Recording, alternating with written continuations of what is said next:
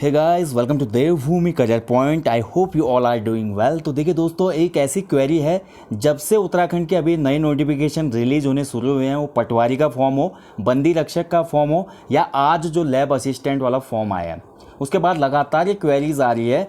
इसमें बहुत बड़ा संशय हो गया अभ्यर्थियों को कि कुछ लोग पूछते हैं हमारा हाई स्कूल इंटर उत्तराखंड से नहीं है लेकिन डोमिसाइल है, क्या हम भर सकते हैं। कुछ लोग बोलते हैं हमारे पास उत्तराखंड का डोमिसाइल नहीं है लेकिन हाई स्कूल इंटर हमारा उत्तराखंड से है, तो क्या हम भर सकते हैं। कुछ लोग बोलते हैं भैया हाई स्कूल इंटर तो मेरा उत्तराखंड से ही है, डोमिसाइल भी है, लेकिन ग्रेजुएट मैं बाहर के यूनिवर्सिटी से हुआ हूँ, तो क्या मैं ग्रेजुएट लेवल का फॉर्म भर सकता हूँ। तो ये पॉइंट नंबर 6 जो कि हर नोटिफिकेशन में आपको दिख रहा है कि उत्तराखंड लोक सेवा आयोग की परिधि के बाहर समूह ग सीधी भर्ती के पदों पर भर्ती हेतु आवेदन करने के लिए वही अभ्यर्थी पात्र होगा जिसने अपने हाई स्कूल एवं इंटरमीडिएट अथवा इसके समकक्ष स्तर की शिक्षा उत्तराखंड राज्य में स्थित मान्यता प्राप्त संस्थानों से की हो।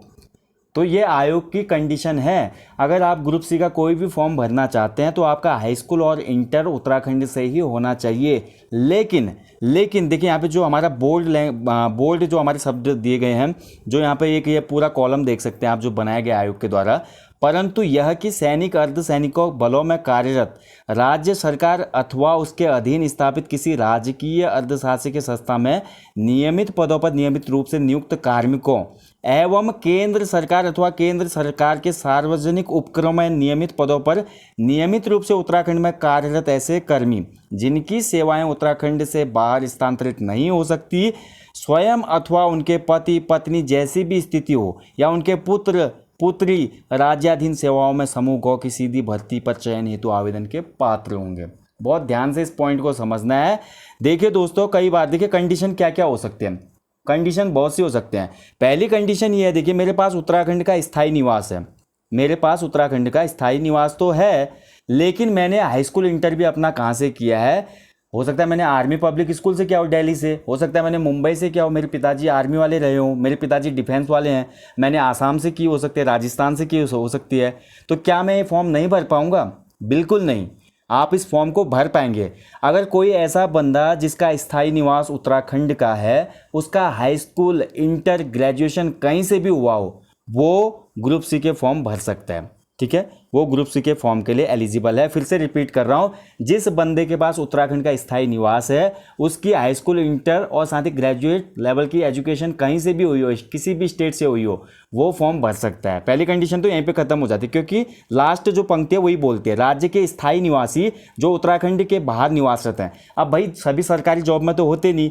मैंने शादी कर ली फॉर एग्जाम्पल, और मैं अपनी वाइफ के साथ दिल्ली चले गया, मैंने दिल्ली में ही जॉब की कई सालों तक, और वहीं पर मेरे बच्चों ने स्कूली एजुकेशन ली, लेकिन मेरा स्थायी निवास उत्तराखंड का। मैं कुछ टाइम बाद उत्तराखंड वापस आ गया 10-15 सालों के बाद, तो मेरे बच्चों की तो एजुकेशन दिल्ली से हुई है, हाई स्कूल इंटर, तो क्या वो एलिजिबल होंगे नहीं होंगे फॉर्म भरने के लिए? बिल्कुल होंगे, क्योंकि मेरे पास उत्तराखंड का स्थायी निवास है। ठीक है, पहला पॉइंट तो क्लियर हो गया। दूसरा पॉइंट ये बोलता है कोई यूपी का बंदा उत्तराखंड में आके रहने लगा, कोई यूपी का बंदा अपने किसी रिलेटिव्स के पास आया, या कोई यूपी, हरियाणा, दिल्ली, राजस्थान, गुजरात, जम्मू कश्मीर, कहीं का भी बंदा उत्तराखंड में जॉब में है, जैसे सेंट्रल गवर्नमेंट की कुछ इकाइयां उत्तराखंड में है, फॉर एग्जांपल BHEL जो हमारी भेल है हरिद्वार में, वहाँ पे जो एम्प्लॉय काम करते हैं। इसके अलावा उत्तराखंड के जितने भी पावर प्रोजेक्ट हैं, लाइक हमारे जो NHPC है, NTPC के जो प्रोजेक्ट हमारे उत्तराखंड में है, वहाँ पर यूपी, बिहार, उत्तराखंड, बंगाल आदि के जो भी लोग काम कर रहे हैं, वो अपनी फैमिलियों को धीरे धीरे यहीं पर लाते हैं माइग्रेट करके, और उनकी फैमिली के बच्चे फिर यहीं पे एजुकेशन लेते हैं। उनके पास उत्तराखंड का स्थायी निवास नहीं होता है, लेकिन उत्तराखंड से हाई स्कूल इंटर होता है।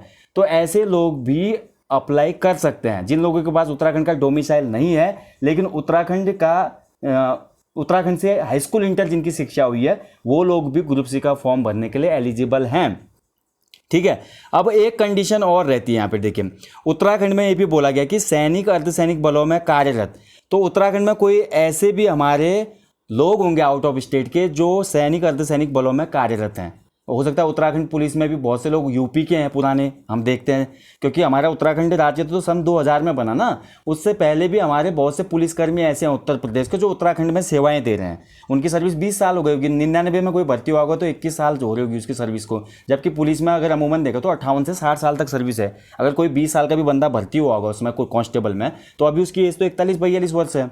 तो वो भी तो उत्तराखंड में ही जॉब दे रहा है ना, अपनी सेवाएं उत्तराखंड में ही दे रहा है, तो उसके जो बच्चे होंगे उनका डोमिसाइल तो उत्तर प्रदेश का ही होगा, लेकिन हाई स्कूल इंटर उत्तराखंड से होगा उनका, ठीक है। और हाई स्कूल इंटर अगर उत्तराखंड से भी नहीं है, बाई चांस उत्तराखंड से भी नहीं है, तो ऐसे लोगों के लिए भी आयोग ये बोल रहा है कि यहाँ पर हमारी जो नियमावली बनाई गई है, ऐसे लोग जो उत्तराखंड में सेवाएं दे रहे हैं, उत्तराखंड में जो सेवाएं दे रहे हैं, सेंट्रल गवर्नमेंट के जो प्रोजेक्ट हैं उनके अधीन या राज्य सरकार के अधीन जो भी उपक्रम है वहाँ पर अगर सेवाएं दे रही हैं, जिनकी सेवाएं उत्तराखंड से बाहर स्थानांतरित नहीं हो सकती, यानी कि उत्तराखंड से बाहर वो ट्रांसफ़र नहीं हो सकते, ठीक है, तो उनके भी जो डिपेंडेंट्स होंगे वो फॉर्म भरने के लिए एलिजिबल हैं। इस चीज़ का आप ध्यान रखें, ठीक है। अब इसके अलावा एक कंडीशन और आती है, बहुत से लोग मेरे को मैसेज कर रहे थे, हम खुद ही देखते थे 2005 से लेकर 15 तक का पीरियड ऐसा था, कोई बच्चा फेल हो जाता था हाई स्कूल इंटर में, ठीक है, तो वो हाई स्कूल इंटर ज़्यादातर लोगों ने बनारस से किया हुआ, यूपी से करते थे, वो बलिया से करते थे, होंगे बहुत से एस्पिरेंट इस वीडियो को देख के अभी मुस्कुरा भी रहे होंगे वो, तो अच्छी परसेंटेज भी आती थी उनकी वहाँ पे। अब वो जैसे भी होते थे पास होते थे, हाई स्कूल इंटर कर लेते थे वहाँ से, और उनका जो स्थायी निवास है वो उत्तराखंड का ही है, तो ऐसे लोग बिल्कुल एलिजिबल हैं। वो डाउट ना करें कि हाई स्कूल इंटर हमारा उत्तराखंड से नहीं है तो हम फॉर्म नहीं भर पाएंगे, ऐसा नहीं है, आप फिर भी उत्तराखंड से फॉर्म भर सकते हैं क्योंकि आपके पास उत्तराखंड का स्थायी निवास है। मैं फिर से बोल चुका हूँ, उत्तराखंड का स्थायी निवास जिसके पास है वो उसकी एजुकेशन ऑल इंडिया कहीं से भी हो, बस मान्यता प्राप्त बोर्ड होना चाहिए। ऐसा नहीं कि बोर्ड ही आपका फेक है, फर्जी है, एफिलेटेड नहीं है स्कूली शिक्षा से या हायर एजुकेशन वाला यूजीसी से, तब जाके आपका कहीं ना कहीं सिलेक्शन रुक जाएगा। अदरवाइज उत्तराखंड के स्थायी निवास वाले के पास किसी भी स्टेट की क्वालिफिकेशन हो, रिकॉग्नाइज बोर्ड होगा, तो आप क्वालिफाई करते हैं, आप अप्लाई करने के लिए बिल्कुल एलिजिबल हैं, ठीक है। अब बाकी जो अदर स्टेट वाले हैं, बहुत से लोग बोलते हैं मैं यूपी से हूँ, डोमिसाइल भी मेरा यूपी का ही है और मेरा 10th 12th भी यूपी से ही हुआ है, क्या मैं फॉर्म भर पाऊँगा? तो ऐसे लोग जिनकी स्कूली शिक्षा भी अदर स्टेट से हुई है और उनके पास डोमिसाइल भी उसी स्टेट का है, तो वो लोग बिल्कुल एलिजिबल नहीं है उत्तराखंड ग्रुप सी के फॉर्म भरने को। वो लोग केवल उत्तराखंड लोक सेवा आयोग के फॉर्म अप्लाई कर सकते हैं, यानी कि पीसीएस के फॉर्म वो लोग अप्लाई कर सकते हैं। अदरवाइज ग्रुप सी का फॉर्म जो हमारा अधीनस्थ सेवा चयन आयोग करवाता है उसमें अप्लाई नहीं कर सकते, ठीक है।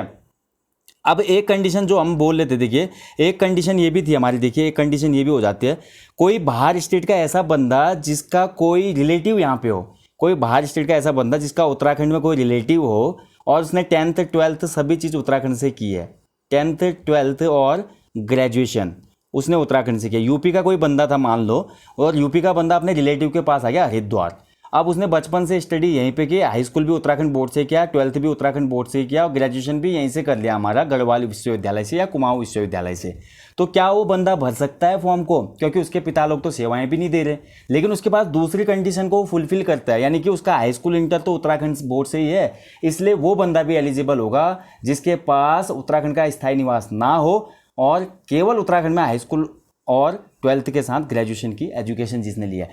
12th वाले फॉर्म में केवल हाई स्कूल इंटर और ग्रेजुएशन वाले में ग्रेजुएट यहाँ से हुआ है। वैसे ग्रेजुएशन की आयोग ने कभी कोई बाध्यता नहीं दी है, क्योंकि उत्तराखंड के हम ही लोग, अधिकांश लोग बाहर कॉलेजों से ग्रेजुएट होते हैं, कुछ दिल्ली यूनिवर्सिटी चले जाते हैं, कुछ बीटेक करने बाहर चले जाते हैं अच्छे अच्छे कॉलेजेस में, तो स्नातक की तो कोई बाध्यता है ही नहीं ग्रुप सी के फॉर्म में, केवल 10th 12th की है। तो फिर से रिपीट कर रहा हूँ, अदर स्टेट का बंदा जो अपने रिलेटिव के वहाँ रहता है, अगर हाई स्कूल इंटर भी उसका उत्तराखंड से है तो वो भी ग्रुप सी के फॉर्म के लिए एलिजिबल है, क्योंकि आयोग इस स्टेटमेंट को बोलता है ऊपर, और कंडीशन में हमारा ये बोला जाता है कि ठीक है कंडीशन ये है हमारी। तो आशा करता हूँ आपका ये डाउट बिल्कुल क्लियर हो गया होगा कि कौन कौन लोग उत्तराखंड समूह गौ ग्रुप सी के फॉर्म को अप्लाई कर सकते हैं। अच्छे से मैंने आपको एक्सप्लेन कर दिया। इसके बावजूद भी अगर कोई डाउट क्वेरी रहता है तो आप कमेंट सेक्शन में पूछ सकते हैं। Thank you for watching guys, अपना ध्यान रखें। जय हिंद, जय उत्तराखंड। वीडियो समाप्त करने से पहले दोस्तों एक पॉइंट रह गया, उसको भी डिस्कस करना काफ़ी आवश्यक है। देखिए बहुत से लोगों के मेरे को ये क्वेरीज आती है कि जो हम ग्रुप सी का फॉर्म भरते हैं तो क्या ग्रुप सी का फॉर्म भरने के लिए एम्प्लॉयमेंट एक्सचेंज में नाम होना ज़रूरी है? क्या ज़रूरी है सेवा आयोजन कार्यालय में पंजीकरण?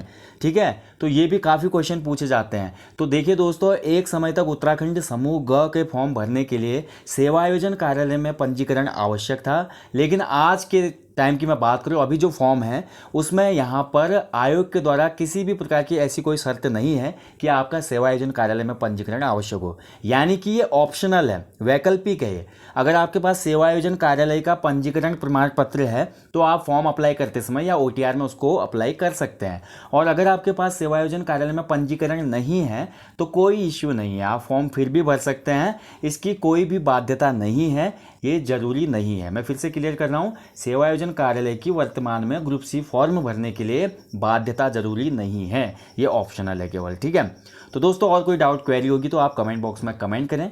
अपना ध्यान रखिएगा दोस्तों, टेक केयर, बाय बाय।